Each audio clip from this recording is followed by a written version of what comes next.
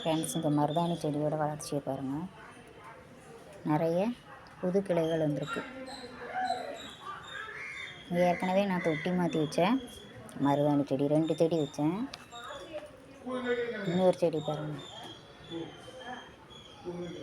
நிறைய களைகள் வந்திருக்கு. இதுக்கு உரம் வந்து சும்மா காய்கறி வேஸ்ட்டு,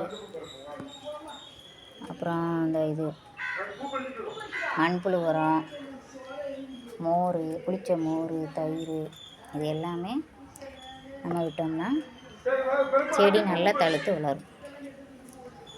செடியோட வளர்ச்சியை பாருங்கள்.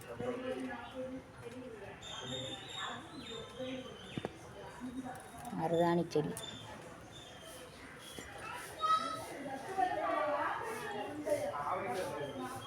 இது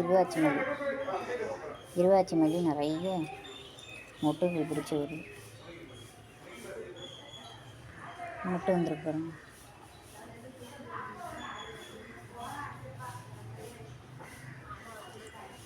நிறைய புதிய தளிர்கள் வருது.